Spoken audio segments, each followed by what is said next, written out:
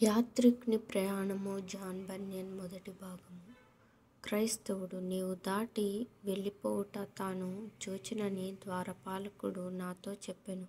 అయితే నీవు ఆ ఇంటికి వెళ్ళిన ఎడల నీకు మేలని నాకు తోచినది. ఏలననగా నీ మరణ దినము వరకు నీవు మరువనట్టి చాలా వింతలను అక్కడ నీకు చూపి యుందురు. అయితే కుందను లోయలో ఎవడునూ నీకు ఎదురుపడలేదా? విశ్వాసి అసంతుష్టి అను నొకడు నాకు ఎదురుపడెను. నేను అతనితో కూడా తిరిగి వెళ్ళునట్లు నన్ను ప్రేరేపించ కోరెను. ఆ లోయలో ఘనత లేశమాత్రమైనను దొరకదని అన్నాడు. అంతేకాదు, నేను అక్కడికి వెళ్ళుట అహంకార, గర్వ, మద, లోకకీర్తి మొదలైన నా సర్వ స్నేహితులకు అసహ్యములనియు, నేను వెర్రివాని వలె కష్టపడి ఆ లోయలో బడి నడిచితే వారందరూ మిక్కిలి విచారపడుదురనియు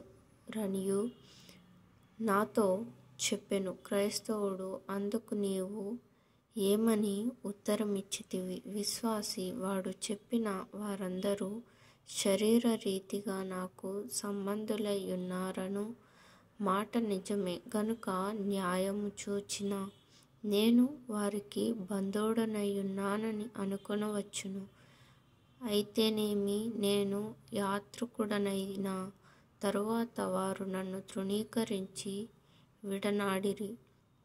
నేనును వారిని తృణీకరించియున్నాను.